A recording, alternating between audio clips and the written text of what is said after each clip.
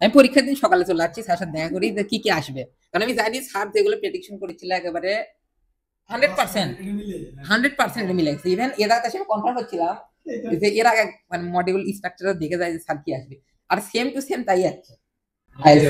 আর আমার বলছে রাইটিং এ pie chart আসবে, পাই চার্টই আসছে। স্যার এভাবে বলে না যে ডাইরেক্ট এটা আসবে, মানে বলে এর পসিবিলিটি বেশি। আবার স্পিকিং এর কিউ কার্ড দিছিলাম একটা লিস্ট, ফার্স্টে ছিল ট্র্যাডিশনাল স্টোরি, ফার্স্টটাই আসছে। স্যারের এফোর্টটা ছিল একদম বাউন্ডলেস, লিমিট ছিল না। আসছি সকাল 9টার দিকে, 4 ঘন্টা 5 ঘন্টা 6 ঘন্টা স্যার আমাদের সাথে বসে, মানে স্যারও এক প্রকার খাওয়া রেস্ট বাদ দিয়েই আমাদের পিছনে, মানে স্যার ইনভেস্ট করছে অনেক সময়।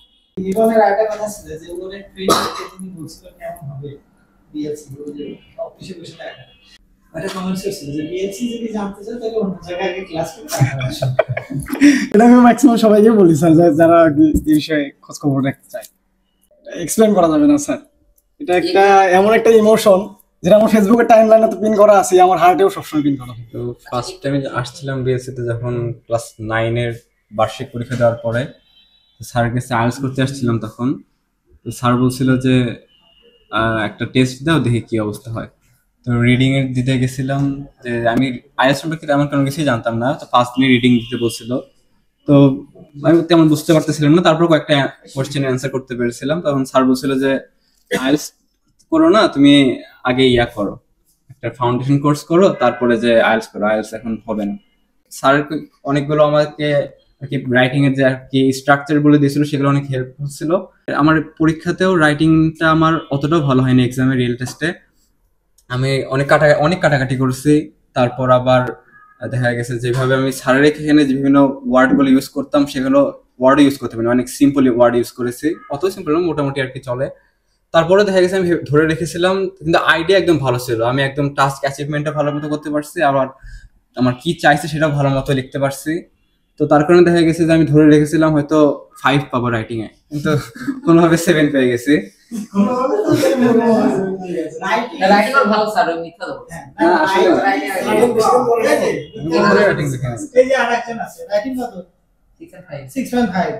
ওই যে আপনার ক্লাসে বলছিলাম যে দেখেন যে লিসেনিং রিডিং নিয়ে আমরা বেশি প্র্যাকটিস করি, আনফরচুনেটলি ওই লিসেনিং রিডিং এই দেখেন সবাই ধরা খাচ্ছে। রাইটিং এ 6.5 বা 7 পাওয়া it's not so easy task, অনেক হার্ড। রিডারকে লিখে 7 তোলা, আপনি ওভারঅল খোঁজ নিয়ে দেখেন সবাই রাইটিং এ ধরা খায়। আর এখানে মোরাললেস রাইটিংটা মানে যদি কেউ 5.5 পায়, সে রাইটিং এ 5 পাইছে এরকম রেকর্ড আমাদের নাই। আসলে সবারই শেখার কিছু থাকে, আমার শেখার তো এখনো শেষ হয় নাই, অনেক পথ বাকি আছে। মানে নিজেকে যদি এমটি ভাবা হয়, যে অন্য কারো কাছ থেকে যদি আমি সামান্যতম শিখতে পারি, সেটা অনেক বেশি কাজে দেয়। যেমন যদি আমি ধরি যে আমি কিছু জানি না একটা বিষয়ে, আমার সামনে যদি একজন হয়তোবা ওই ধরনের শিক্ষিত লেভেলের নাও থাকে, নিজের প্রাইডটা নামায়ে তার থেকে যদি সামান্য কিছু জানা যায়, অবশ্যই সেটা জানা উচিত। আর সবার উদ্দেশ্যে বলবো যে ফোকাস থাকা উচিত, সুস্থ থাকা উচিত, এটা হচ্ছে মেইন। কারণ আমি নিজে এক্সপিরিয়েন্স করছি সুস্থ না থাকার কারণে কি কি হইতে পারে। আমার অ্যাডমিশনের সময় এটা আসলে অনেক বেশি প্যারা দিছে।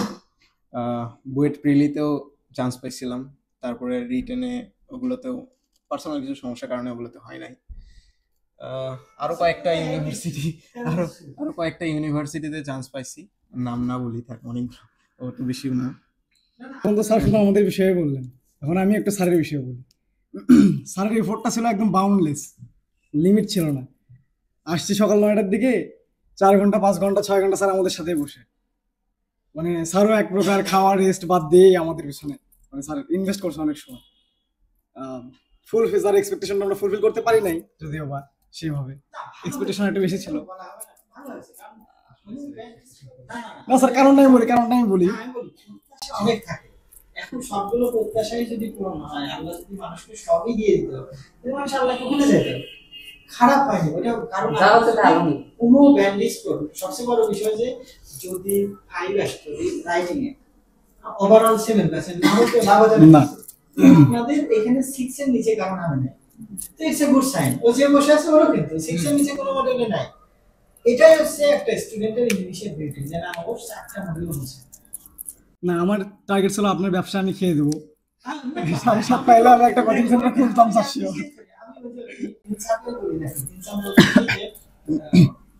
আমি ওদের বলতাম যে বললাম ওদের সাথে খুব ফ্রি যে আপনারা এগুলো এত বাইরে যে এত হার্ড ওয়ার্ক করাচ্ছে কিছু টিউটোরিয়াল বানান, অনেকজনই তো বানায়। আমি তার মানে এটা না জানি ওই যে কাপড় ব্লগ এগুলো না, আপনি কিছু টিউটোরিয়াল দেখেন যে what is the difference between my country's education and Australian education, পার্থক্যটা দেখেন যাতে যারা এই বিষয়গুলো জানে না ওরা জানে কিন্তু আপনি কিছু টাকা পাইলেন এই আর কি। তো তখন ওই বলতেছে যে তাহলে আপনার ব্যবসায় আল্লাহ আমি চাই এটা চলুক, কারণ ওরা যদি ভালো করে এটা তো দেখতেও ভালো হয়। জীবনের আরেকটা কথা ছিল যে ওদের ট্রেনিংকে তিনি বলছিল কেমন হবে বিএলসি যে অফিসে বসে দেখা কমেন্টস ছিল যে বিএলসি যদি জানতে চাও তাহলে অন্য জায়গায় গিয়ে ক্লাস করে টাকা আসে। এটা আমি ম্যাক্সিমাম সবাইকে বলি স্যার, যারা এই বিষয়ে খোঁজ খবর রাখতে চায়। How was your journey at BLC? এটা এক্সপ্লেন করা যাবে না স্যার, এটা একটা এমন একটা ইমোশন যেটা আমার ফেসবুকের টাইমলাইনে তো পিন করা আছে, আমার হার্টেও সবসময় পিন করা হয়। আচ্ছা এক্সাম কন্ডিশন এই যে স্লো টাইম হতে তো প্যানিক, জাস্ট প্যানিকটা ওভারকাম করতে পারলেই সম্ভব। লিসেনিং এ যদি খারাপ হয় তাহলে সবই খারাপ হবে। লিসেনিং এ আমি এক্সপেক্ট করছিলাম অন্তত 8 বা 8.5 আসবে, আনফরচুনেটলি 7.5 আসছে। কিছু আগে মিস্টেক করেছি।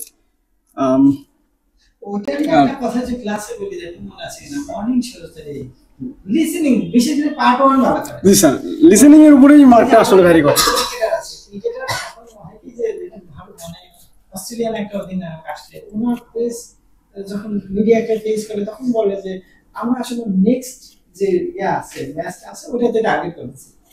আর বাংলাদেশের কিছু আছে যে আমরা তো এখানে ফাইনাল খেলতে আসছি, ট্রু ট্রু। হোয়াইট আসে প্রথম রাউন্ডেই বাদ। তার মানে লিসেনিংটা ভালো করেন, at the same time part 1 এ বেশি ফোকাস করেন। কারণ পার্ট 1 যদি 10টা রাইট হয় এরপরে 10টা করেন, তারপরে 10টা, তারপরে 10টা, 40টায় 40টা করেন, দেখবেন অটোমেটিক স্কোর উঠে যাবে। তো ডেডিকেশন থাকলে আর স্যার যেভাবে গাইডলাইন দেয় এগুলো ফলো করতে পারলে, রেগুলার প্র্যাকটিস করলে ইনশাল্লাহ সম্ভব। যে লক্ষ্যবস্তুতে আপনি আগে যাচ্ছেন সেটা সম্ভব। তো দোয়া রাখবেন যাতে সামনে ভালো কিছু করতে পারেন। স্যারের এখানে যেরকম প্র্যাকটিস করছি প্রতিদিন একটা করে মক টেস্ট, বাসায় গিয়ে শুধু ওগুলাই আর কি সলিউশন করছি যে কেন হলো না আমার এখানে। ধরেন 30টা হলো, 10টা কেন হলো না ওগুলাই সলিউশন করছি। তেমন ভাবে কোনো প্রেশার নেই, মানে এটা মজার হিসেবে বেশি বেশি। মুভি দেখতাম খুব বেশি, লিসেনিং রিডিং স্কিল আপগ্রেড হইতো এটা কারণে।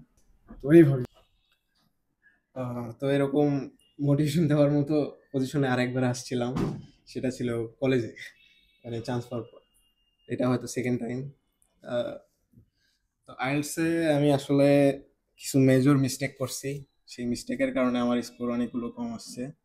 তো এক্সামের আগের দিন পড়ে গেছে, লিটারালি পড়ে গেছেন না স্যার মাথা করে। এই চ্যানেল তো ভিডিও আছে, ভাইরাল করে দেবো আমি। পরীক্ষা দিয়ে সবার উদ্দেশ্যে বলবো যে ফোকাস থাকা উচিত, সুস্থ থাকা উচিত, এটা হচ্ছে মেইন। কারণ আমি নিজে এক্সপিরিয়েন্স করছি সুস্থ না থাকার কারণে কি কি হইতে পারে। আমার অ্যাডমিশনের সময় এটা আসলে অনেক বেশি প্যারা দিছে। বুয়েট প্রিলিতেও চান্স পাইছিলাম, তারপরে রিটেনে ওগুলোতেও পার্সোনাল কিছু সমস্যার কারণে ওগুলোতে হয় নাই। আরো কয়েকটা ইউনিভার্সিটিতে চান্স পাইছি, নাম না বলি থাক, অনেক অত বেশিও না। এখন আইইউটিতে ইয়ে করছিলাম, তারপরে একটা ইউনিভার্সিটি পরীক্ষা দিছে, একটা সাবজেক্টও টাচ করেনি, তাও সিরিয়াস। হ্যাঁ, সেটা সাস্টে আমি একটা সাবজেক্ট কমপ্লিটলি ওখানে মানে দিছিলাম না, মানে ওটা বাদ হয়ে গেছিল। সেটা হ্যাঁ ভুল করে বায়োলজি দাঁড়াইছিলাম সাস্টে। আমার দাগানোর কথা ছিল ইংলিশ, আমি বায়োলজি পারি না। যাই হোক, বেসিক একটা ইঞ্জিনিয়ারিং স্টুডেন্টের একটা মানে ইয়ে থাকে, নিজের একটা দুর্বলতা থাকে, বায়োলজিতে পারি না। তো যেহেতু ভুল করে একটা বায়োলজি দাগাইছিলাম, তারপর আর ইংলিশ দাগাতে পারি নাই। তাও র্যাঙ্ক আসছিল একটা সাবজেক্ট ছাড়া।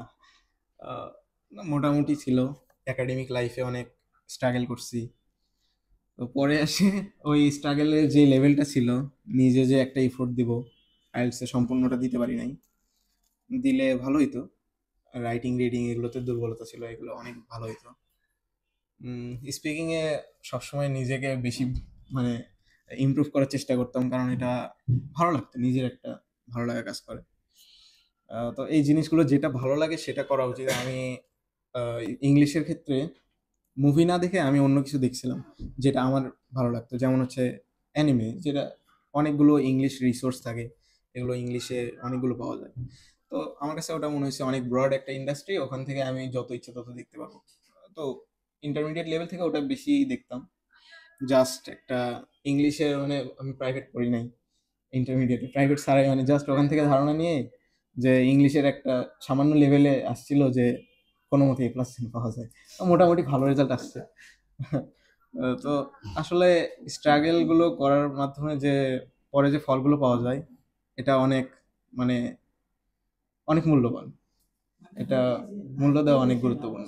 তো অনেকক্ষণ ওখানে আগে ওয়েট করতে হয়েছে, ওয়েটিং পিরিয়ডটা অনেক বেশি মানে এক্সেস মনে হয়।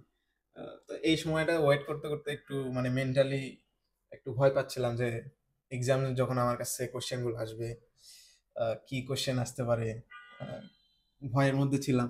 বেশিরভাগ রাইটিং এর নিয়ে টেনশনে ছিলাম যে রাইটিং এ আমার একটু দুর্বলতা ছিল, একটু স্লো ছিলাম, আমার হ্যান্ড রাইটিং অনেক স্লো। তো ওটা নিয়ে আমি চিন্তা ভাবনা করতেছিলাম যে কোন কোন কি কি আসতে পারে, সেগুলো কি কি ওয়ার্ড ব্যবহার করতে পারি। এগুলো চিন্তা ভাবনা করা আসলে উচিত ছিল না, যদি মাইন্ডটা ফাঁকা রাখতাম তাইলে ভালো হতো। তো ওই পর্যায়ে তারপরে যখন অ্যাকচুয়াল টেস্টের রুমে যখন গেলাম, হেডফোন এগুলো সব রেডি ছিল, ইনস্ট্রাক্টররা ইনস্ট্রাকশন দিচ্ছে, সেই ইনস্ট্রাকশন অনুযায়ী জাস্ট কাজগুলো করে যেতে হয়। পরে যখন এক্সামটা শুরু হবে জাস্ট ওনারা বলে দিবে কখন শুরু হবে, অডিও প্লে করবে, হেডফোনগুলো চেক করে নিতে হয়। প্যানিক অবশ্যই কাজ করে, যতই বলি যে প্যানিক করা যাবে না, প্যানিক কাজ করবেই, এটা স্বাভাবিক, কিন্তু মিনিমাল একটা পর্যায়ে রাখা উচিত। কারণ যদি তুমি প্যানিক করো অবশ্যই রেজাল্ট ভালো আসবে না। ক্লাস 10 পরে এসএসসি দিলাম। এসএসসি দেওয়ার পরে 3 মাস সময় ছিল, তখন ভাবছিলাম যে আমি ঢাকায় ভর্তি হব, তারপরে আমি আর আইএলটিএস বগুড়ায় কোনো কিছু করিনি, ঢাকাতে আমি ফোকাস করছিলাম, ওইদিকেই সবকিছু ঠিকঠাক করছিলাম। তো তারপরে ভাবলাম যে না, ওইখানে দেখা আরো কিছু সমস্যা ছিল, তার কারণে আমি আবার বগুড়াতে এসে আজউইলে ভর্তি হই। তো তারপরে আমি আবার আইএলটিএস করা শুরু করলাম স্যারের এখানে, আর সবকিছু নর্মালি ছিল। লিসেনিংটা অনেক ইজি ছিল, রিডিংটাও স্যারের যেখানে যেগুলো করাবে, স্যারের এখানে যেগুলো কিছুদিন পরে প্র্যাকটিস সেশন হলে করতে পারবেন, তো সেগুলো থেকে অনেক ইজি ছিল। কিন্তু এটাই ছিল সমস্যা, আমি ভাবছি অনেক ইজি, আমি তাড়াতাড়ি অ্যান্সার গুলো করে ফেলছি। নর্মালি আমার এখানে স্যারের কাছে করতে গেলে দেখা যেত 1 ঘন্টার মধ্যে আমার কখনোই হতো না, সবসময় 1 ঘন্টা 20 মিনিট বা 30 মিনিটের মতো লাগতো। তো তারপরে সেদিন আমার 1 ঘন্টার আগেই সবগুলো শেষ, অ্যান্সার শিটে তোলাও শেষ। তো তখন ভাবছিলাম যে এত ইজি দিচ্ছে, আমি শিওর ছিলাম যে আমি 8.5 পাবো, কিন্তু ওটাই ছিল ভুল। আমি ভাবছিলাম এত ইজি, তার কারণে আমি অত ভালোভাবে প্যাসেজটা পড়ে দেখিনি। তো যখন প্যাসেজটা ইজি মনে হয় তখন কোশ্চেনগুলোর মধ্যে কোনো একটা টুইস্ট থাকে, আর যদি প্যাসেজটা কঠিন থাকে তখন কোশ্চেনগুলো ইজিলি পাওয়া যায়। তো এটা আমি ওইভাবে বুঝতে পারিনি, খেয়াল করিনি। এটা তো আশা করি আপনারা খেয়াল করবেন। আর পরীক্ষার আগ পর্যন্ত মনে হয় আমি একদিনও লিখিনি, লাস্ট শুধু 15 দিন আমি রাইটিং লিখেছি। তার আগে আমি রাইটিং কখনো লিখিনি, রাইটিং আমার কেন জানি একটু ভালো লাগতো না, লিখতে একটু বোরিং লাগতো, আমি রাইটিং কখনোই লিখিনি। তো রাইটিং এ ভেবে রেখেছিলাম যে লাস্ট 15 দিন আমি শুধু রাইটিং লিখেছি। আর স্যার অনেকগুলো আমাকে রাইটিং এর যে আর কি স্ট্রাকচার বলে দিয়েছিল, সেগুলো অনেক হেল্পফুল ছিল। দিনে আমি 4টার মতো রাইটিং লিখতাম, তো ওই 15 দিনে আমি জাস্ট রাইটিং নিয়ে কাজ করছি। তো তারপরে আমি আমার পরীক্ষাতেও রাইটিংটা আমার অতটাও ভালো হয়নি, এক্সামে রিয়েল টেস্টে আমি অনেক কাটাকাটি করছি। তারপর আবার দেখা গেছে যেভাবে আমি স্যারের এখানে যে বিভিন্ন ওয়ার্ডগুলো ইউজ করতাম, সেগুলো ওয়ার্ড ইউজ করতে পারি, অনেক সিম্পল ওয়ার্ড ইউজ করেছি, অত সিম্পল না, মোটামুটি আর কি চলে।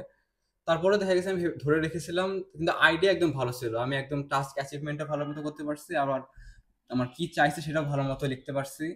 তো তার কারণে দেখা গেছে যে আমি ধরে রেখেছিলাম হয়তো 5 পাবো রাইটিং এ, কিন্তু কোনোভাবে 7 পেয়ে গেছি। রাইটিং আর ভালো স্যার, আমি মিথ্যা দেবো না, আসলে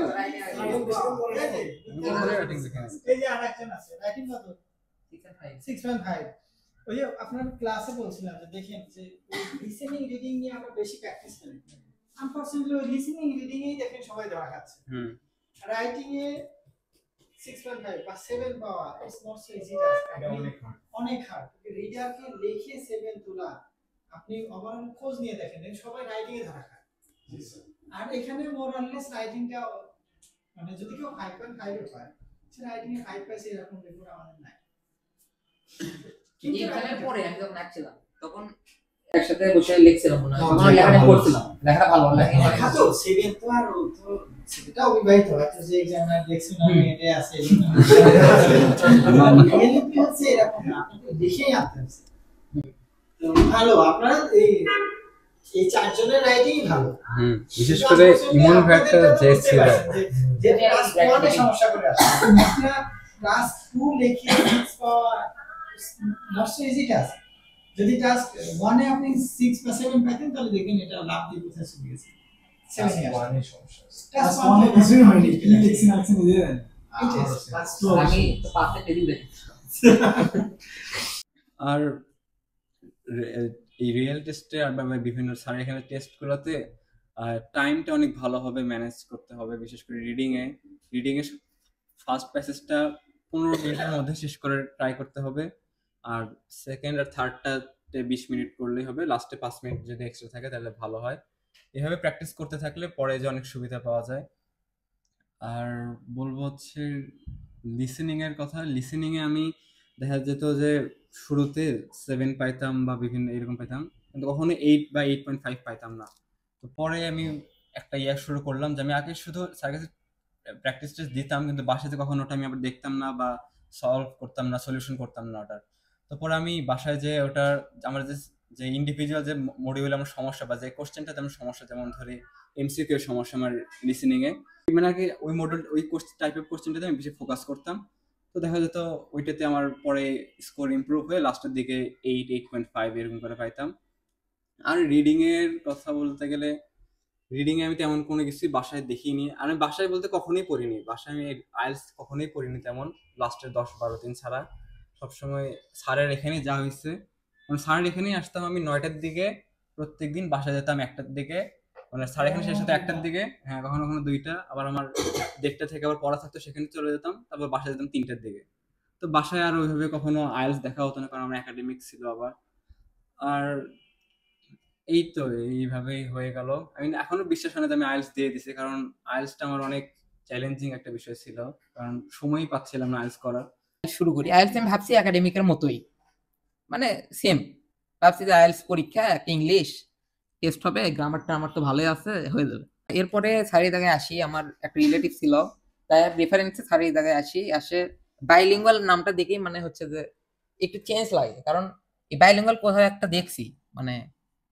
দুটা ভাষার বা এরকম কিছু একটা যাই হোক আগে এক জায়গায় দেখছি তো দেখে ইয়ে লাগে তারপর স্যারের সাথে দেখা হয় কথাবার্তা হয় আমার মাও ছিল তারপরে কিছুদিন ক্লাস করে যখন ভালো লাগে তারপর হচ্ছে ভর্তি হই আপনারা সবাই আগে দেখবেন দেখে তারপরে ভর্তি হবেন তাহলে একটা এটা বেটার তারপরে হচ্ছে যে শুরু হয় আইএলটিএস এর কোর্স আমি আসলে রেগুলার ছিলাম না প্রথম থেকেই যাই হোক তারপরে এখানে টেস্ট দেই আমার টার্গেট ছিল 6.5 হচ্ছে সব মডিউলে 6 আসবে আর ওভারঅল হচ্ছে 6.5 আসবে এরকম শুরু করি হচ্ছে যে লিসেনিং রিডিং ভালো লাগতো না স্যারের জায়গায় লিসেনিং ভালো লাগতো লিসেনিং শুরুতে প্র্যাকটিস করতাম স্পিকিং আর হচ্ছে যে রাইটিং একেবারে প্র্যাকটিস করিনি স্যারে আমাকে আসতে বলেছিল ইভেন আমার আমাকে কল দিচ্ছে আমি আসিনি বা কি রকম ভাবে জানি না এরপরে হচ্ছে যে মিস যে আবার আসি এর মধ্যে রোজার মধ্যে তো ফুলি আসেনি আমি ওই দিকটাকে বুঝছিলাম ওই জন্য প্র্যাকটিসও করা হয়নি কিছু তারপরে সিরিয়াসলি মানে এখন করা লাগবে তারপরে আসে শুরু করি পরে লাস্টের দিকে আসেও আমি এক সপ্তাহ আসিনি স্যারের কাছে এটা আমার সবচেয়ে বড় ভুল আছে কারণ তখনও একটা ভালো 6.5 আসতো ইজিলি আমি পরীক্ষার দিন সকালে চলে যাচ্ছি স্যার সাথে দেখা করি যে কি কি আসবে কারণ আমি জানি স্যার যেগুলো প্রেডিকশন করেছিল একেবারে 100% এটা মিলে গেছে ইভেন এর আগে আমি কনফার্ম হচ্ছিলাম যে এর আগে মানে মডিউল স্ট্রাকচার দেখে যায় যে স্যার কি আসবে আর সেম টু সেম তাই আছে আমারে বলছে রাইটিং এ পাই চার্ট আসবে পাই চার্টই আসছে স্যার এভাবে বলে না যে ডাইরেক্ট এটা আসবে মানে বলে এর পসিবিলিটি বেশি আবার স্পিকিং এ কিউ কার্ড দিছিলাম একটা লিস্ট ফার্স্টে ছিল ট্র্যাডিশনাল স্টোরি ফার্স্টেরটাই আসছে তারপরে হচ্ছে যে লিসেনিং আশা করছিলাম অনেক কিন্তু হয়নি 6 আসছে তাও সেফ হয়ে গেছে তারপর হচ্ছে রিডিং শুরু হলো রিডিং এ প্যাসেজ ছিল 3টে রিডিং একেবারে ছিল আলাদা মানে আমাকে ওই দিন পরীক্ষার যেগুলো মানে টিপিক্যালি আসে কোশ্চেন এরকম প্যাটার্ন ছিল না মানে খুব ইউনিক ছিল ইউনিক বলতে কি মানে স্ট্যান্ডার্ড কঠিন না কিন্তু ইউনিক তারপরে রিডিং শুরু হলো রিডিং এ গ্যাপ ফিল ছিল প্রথমে গ্যাপ ফিল আর এমসিকিউ আমরা সাধারণত দেখি যে হচ্ছে প্রথমে যদি গ্যাপ ফিল থাকে তাহলে গ্যাপ ফিল কিন্তু উপরে পাওয়া যায় প্যাসেজ ওয়ানে, ওরা তো ঘোরা পেছে না, কিন্তু ওই জায়গায় ছিল কি গ্যাপ ফিল এমসিকিউ, মানে ভেতরে ভেতরে ছিল। কিন্তু এটা অনেকে প্যাটার্নটা বুঝতে পারেনি, আমি বুঝতে পারি মানে শেষ 15 মিনিটের মধ্যে শেষ, কারণ এই জায়গা তো কঠিন হয়, এই জায়গা তো ইজি ছিল। রিডিং গেল, তারপরে হচ্ছে যে রিডিং 2 আমি প্যাসেজ 2 সলভ করি, কারণ প্যাসেজ 1 তো সোজা, প্যাসেজ 2 সোজা হবে, এটা স্বাভাবিক, কিন্তু প্যাসেজ 2 ছিল কঠিন, ওই জন্য ওই জায়গাতে আমার টাইম দেওয়াটা নষ্ট। প্যাসেজ 3 যখন আমি যাই তখন টাইম ছিল, কিন্তু আমি তো ভাবেই নিছি যে 30 থেকে 40 পর্যন্ত কঠিন, লাস্টের দিকে 30 থেকে 40 পর্যন্ত এত সোজা, মানে প্যাসেজ 3 লাস্টের পয়েন্টের মধ্যে সব একেবারে অ্যান্সার আছে, ততক্ষণ আমার টাইম নাই। আমি তারপর লাস্টে হচ্ছে মানে প্যাসেজ 2 আমি এমসিকিউ ছিল, এমসিকিউ সলভ করছি, এমসিকিউ তো জানেনি, আধা ঘন্টা ধরে সলভ করবেন ভুল। যাই হোক, তাও 6 আসছে ভালো। তারপরে হচ্ছে যে রাইটিং এ হচ্ছে যে ছিল আমাদের লাইন গ্রাফ, আর প্রবলেম সলিউশন এই ডিসকাস বলবি গিয়ে রাখি টাস্ক ওয়ান হচ্ছে যে হ্যাঁ, এরপরে হচ্ছে স্পিকিং, তারপরের দিন হচ্ছে স্পিকিং সকালে, মানে সাড়ে 10টা আমি না আসে কতটা ভুল করছি সেদিনে বুঝতে পারছি, সকালে সবার আগে চলে গেছি স্পিকিং দিতে, যাই ইন্ডিয়ান একটা মহিলা পড়ছে, আমার স্পিকিং কোশ্চেনে একেবারে খুবই হার্ড ছিল, প্রথম থেকে ওই মহিলাটা মানে ট্রিকি, আমি যেটা পাচ্ছিলাম সে জায়গা থামে দিয়ে যেটা আমি পারি না বা আপনি আইডিয়া নাই ইলাবোরেট করতে পারবেন না সেটা তাহলে হয়। আর হচ্ছে যে যখনই বুঝতে পারবি মানে পারবে না ইলাবোরেট করতে হয়, প্লাস হচ্ছে আরো ইউনিক দিকে যাবি, কিন্তু এটা একটা ভালো ইয়ে, কারণ আপনি পারিচ্ছেন এটা, তাই এটা বুঝবেন। তারপর গেল, আমার মনে নেই সঠিক কি ধরছিল, কিন্তু কঠিন ছিল। আর টাস্ক 2 ওনার সাথে যারা পরীক্ষা ছিল হ্যাঁ আমার সাথে যারা পরীক্ষা তারপর সোজা ওরা হচ্ছে ওই যে ওই প্র্যাকটিস সেশনটা যে আমি গুরুত্ব এই জন্য প্র্যাকটিসে আসলে হয় কি আর স্পিকিং কিছু বলে দিই যে আপনি সময় লাগে দেরি করে যান বা একটা দিতে হবে, যেমন ও লেখা অধিকার হলো একটা যান আগে দিয়ে শেষ করে দেন। তো ওই কিছু টেকনিক আছে যে টেকনিকগুলো অ্যাপ্লাই করলে ভালো হয়। স্কোর তারপরে আসে 6 এর সবের উপরে আসে, তো স্যার বলে যে আপনার দেরি করেন না, 6 এর উপরে যেহেতু সবই আছে, আর আন্ডার গ্রেডে 6 এর উপরে থাকলেই হয় সবগুলো, তো ওভারঅল যদি 6 থাকে, রাইটিং এ 6 and 5 ভালো সাইন, এটা স্যার বলে আপনি অ্যাপ্লাই করে দেন। সহজ এখন আসলে লেভেল 1 এ, তো আমি তখন অ্যাপ্লাই করি তখন লেভেল 1 এ যাইনি। এরপরে হচ্ছে যে পাসপোর্ট, তারপরে হচ্ছে আইএলটিএস এর সার্টিফিকেট, এইচএসসি এগুলো নিয়ে আপনার হচ্ছে অ্যাপ্লাই করা লাগে, তো আমাকে নিয়ে অ্যাপ্লাই করে দিয়েছে। এটা এমনি ইনিশিয়াল ইয়ে আসে, অফার লেটারটা আসে, সেটা কন্ডিশনাল, এই কন্ডিশনালের কিন্তু কোনো দাম নাই, আপনি ট্রাই করবেন হচ্ছে যে 4-5টা ইউনিভার্সিটিতে অ্যাপ্লাই করার, এটা একটা সেফ অপশন, কারণ ইউনিভার্সিটি রিজেকশন মারতে পারে ইচ্ছা মতো, ওদের যখন মানে দেখা গেল ইনটেক ফুল হয়ে গেল, ওরা অন্য একটা কারণ থেকে আপনাকে ইয়ে করে দেবে। যাই হোক, এরপরে অ্যাপ্লাই করি ইউনিভার্সিটি অফ তাসমানিয়া আর হচ্ছে ভিক্টোরিয়া ইউনিভার্সিটি, ভালো লাট্রো আছে, তারপর সুইনবার্ন আছে, সুইনবার্নের এখন টিউশনি বেড়ে গেছে, এগুলো ভালো, এগুলো নিয়ে রিসার্চ করবেন, তাহলে একটা ভালো মানে জিএসসি ইন্টারভিউ যদি হয় সেটা মানে হতেই পারে, আর ভিসা ইন্টারভিউ হতেই পারে, এসব লাগে। এরপরে হচ্ছে অফার লেটার আসলো কন্ডিশনাল, অফার লেটার আসার পর অফার লেটারে আপনার কি কি লাগবে সব থাকে, কন্ডিশন থাকে, যে থাকে, আমার অনেক মনে নেই, কারণ যেমন অসুস্থ আমি আসার টাইমে এগুলো প্রিপেয়ার করে আসিনি। ফার্স্ট অফ অল তাও বলি আপনাদের আগে থেকে রেডি রাখবেন হচ্ছে যে এনআইডি, পাসপোর্ট, এগুলোর নাম রেডি রাখবেন, মানে ম্যাচ করে নেবেন টাইম থাকতেই। আর হচ্ছে ফান্ড, যেটা সেভিংস অ্যাকাউন্ট আপনাদের, এই সেভিংস অ্যাকাউন্টে ট্রানজাকশন করবেন। ম্যাচিড অ্যাকাউন্ট এখন লাগে না, কারণ এখন লেভেল 1 তো, এখন সোর্স অফ ফান্ড লাগেও না কোনো ইউনিভার্সিটি, আর ভিসাতে আপনার ফাইন্যান্সিয়াল লাগে না, শুধু ইউনিভার্সিটি লাগে, কিন্তু সোর্স অফ ফান্ড আগে লাগতো, এটা একটা বড় ইয়ে ছিল, 6 মাসের যদি কম ম্যাচুরিটি হয় আপনার ফান্ডের 60 লাখ টাকা, এই টাকা 6 মাস ধরে আছে, তাহলে আর ফান্ড কই থেকে আসলে এটা নেবে না, কিন্তু যদি 6 মাসের কম থাকে তাহলে এই সোর্স অফ ফান্ড চাই, আর এটাই ভিসাতে বা হচ্ছে ইয়ে তাকে সমস্যা করতেছিল, এখন অলমোস্ট 100%। আচ্ছা, জিএসআর কি কি লাগে? জিএস আপনাদের গ্যাপ যে থাকে, অস্ট্রেলিয়ায় যে 2 মাসের গ্যাপ হয় আপনার রেজাল্টের পর, ওই 2 মাসের গ্যাপ চাই, ওই 2 মাসে আপনি কি করছেন এটা দেওয়া লাগবে। তো স্যার আমাকে হেল্প করছে, 3 মাসের একটা সার্টিফিকেট দিয়ে দিচ্ছে, আর হচ্ছে আপনার ইউনিভার্সিটি চাইতে আপনি কোথাও পড়াশোনা কন্টিনিউ করছেন যেটা এইচএসসির পর, তো ট্রাই করবেন যে কোনো একটা জায়গায় ভর্তি হয়ে থাকতে, ন্যাশনালে হোক বা যে কোনো জায়গায় হোক, এমনিতে দেখাতে পারেন যে ডকুমেন্ট যে আমি এই জায়গায় আছি, এই জায়গায় আছি, অ্যাডমিশন টেস্ট দিছি, ওইগুলো মানে ইয়ে করে না, আপনি এক জায়গায় ভর্তি হয়ে থাকলে সেটা ওরা ভালো ইয়ে করে, পড়াশোনা কন্টিনিউ আছে, তো এটা ট্রাই করবেন। আর হচ্ছে যে এরপরে হচ্ছে ভিসার জন্য অ্যাপ্লাই করলাম, আমি রেকমেন্ড করবো এটা, কারণ হচ্ছে যে ওরা আপনার প্রোফাইল, আপনি ভিসা হবে নাকি হবে না ওই জায়গায় তারা বলে দেবে, 1 ঘন্টা 2 ঘন্টা টাইম নিয়ে আপনার ফুল চেক দেয়, কি কি লাগবে কি কি লাগবে না সব চেক দিয়ে ইয়ে করে দেয়। আর হচ্ছে ট্যাক্সের ব্যাপারটা কি, ট্যাক্স এটা করা যায় বাংলাদেশে, এমন কিছু না যে সম্ভব না, সবই সম্ভব। তাহলে আইএলটিএস ভালো করে দেন, বাইরে যাবে সব। বাইরে যাওয়াটা সহজ, সব ডকুমেন্টই করা যায়। এদের যেটা বললাম সেটা, এনআইটি পাসপোর্ট এগুলো ঠিক রাখবেন। স্পন্সরের ডকুমেন্ট বেশি লাগে অস্ট্রেলিয়ায়, আপনার দেখা গেলে একাডেমিক খালি থাকলেই হলো। ভিসাতে টাইম লাগেনি, ভিসা আপনার সাবমিট করছিলাম হচ্ছে 21 তারিখ, আর এইসব ডকুমেন্ট বানাতে টাইম লাগছিল। আমার ইনটেক ছিল হচ্ছে জুলাই, কিন্তু সেটা ডিফার হয়ে হয়ে যায় হচ্ছে যে অস্ট্রেলিয়ার দুটো মেইন ইনটেক, একটা হচ্ছে যে ফেব্রুয়ারি আর হচ্ছে জুলাই। যাই হোক, এখন আপনারা অন্য লেট করবেন না, তাড়াতাড়ি করবেন, এই দুটো ইনটেকেই টার্গেট করবেন, কারণ এই দুটো ইনটেকেই না হলে ওই দিকে ভরে গেলে ওদের টার্গেট থাকে হচ্ছে যে 2.5 লাখ বা 2 লাখ স্টুডেন্ট নেবে। আর কত লাখ নেবে নতুন কি অ্যানাউন্স করছে 26 সালে জুলাই, আর অ্যানাউন্স করে দেয় পরের বছর কত নেবে, ওই অনুযায়ী স্টুডেন্ট কভার হয়ে গেলে আর কিন্তু নেন। আর ইউনিভার্সিটি পাবলিক যেগুলো, পাবলিক অর্ধেক এখন সিট করছে হচ্ছে ডোমেস্টিক স্টুডেন্ট, অর্ধেক হচ্ছে ইন্টারন্যাশনাল, আগে যেটা ছিল না। তো আগে অ্যাপ্লাই করতে ট্রাই করবেন জুলাই অথবা ফেব্রুয়ারি, এই দুটো মেইন ইনটেক। আমার এখন ফেব্রুয়ারি ইনটেকে ডিফার হয়ে গেছে। আর ভিসাতে মেডিকেল করছিলাম হচ্ছে ওয়াহাব মেডিকেল, 21 তারিখে লস করছিলাম, ভিসা সাবমিট করছি সব ডকুমেন্ট। ভিসাতে কিছুই লাগে না, ভিসাতে এসওপি লাগে, আপনার সিওই আসবে একটা কনফার্মেশন অফ এনরোলমেন্ট, যেটার পরে হচ্ছে টিউশন ফি মানে পাঠালে ওটা দেয়, ওটা। আর হচ্ছে যে অফার লেটার, জিএস ক্লিয়ার করছেন ওই জিএস ফর্ম ইউনিভার্সিটির। আর হচ্ছে ভিসাতে আসলে কিছুই লাগে না, আমার ভিসা হচ্ছে একদিনে হয়ে গেছে ফাইনাল সাবমিশন। ভিসা সাবমিট করছি 21 তারিখে, মেডিকেলের ডেট আসছে হচ্ছে 26 তারিখ, বায়োমেট্রিক ওই দিনই দিছি, দিয়ে মেডিকেল পাঠাই দিয়েছি এখান থেকে। ওরা হচ্ছে ইয়েতে অস্ট্রেলিয়ান ইমিগ্রেশনে 27 তারিখে, 28 তারিখে হচ্ছে যে মেডিকেল ক্লিয়ারেন্স এসে গেছে। উনি কল দিয়ে বলছে যে রাতে 9 ভিসা চলে আসবে, বলে দিয়েছে মানে মেডিকেল ক্লিয়ারেন্সের সাথে সাথে। আমার কাছে ওই তারিখে আসছিল 29 তারিখ রাতে, আমি চেক দিইনি, তো দেখি যে আসে গেছে ভিসা একদিনের মধ্যেই। ফাইনাল সাবমিশন করছিলাম হচ্ছে মেডিকেল দিয়ে আসে, মেডিকেল ক্লিয়ারেন্সের সাথে সাথেই ভিসা আসে গেছে। আর বেশি ডকুমেন্ট আসলে এখন আর লাগতেছে না, ভিসা নিয়ে টেনশন করার দরকার নাই। ইউনিভার্সিটির জিএস যেটা, বিশেষ করে ভিক্টোরিয়া ইউনিভার্সিটিতে কিন্তু জিএস খুব হার্ড। আবার বড় আপনি যত র্যাঙ্কের বেশি যাবেন তত ইজি। আর এমআইটি আছে, তারপরে হচ্ছে সুইনবার্ন আছে, লাট্রো আছে, এগুলোর একটু ইজি, এইদিকে একটু হার্ড। আমি সেটা অ্যাপ্লাই করলে এখন ভিসা হয়ে যাচ্ছে, তো ওই দিক থেকে টেনশন করার দরকার না, আপনারা আইএলটিএস ভালো করে দেন।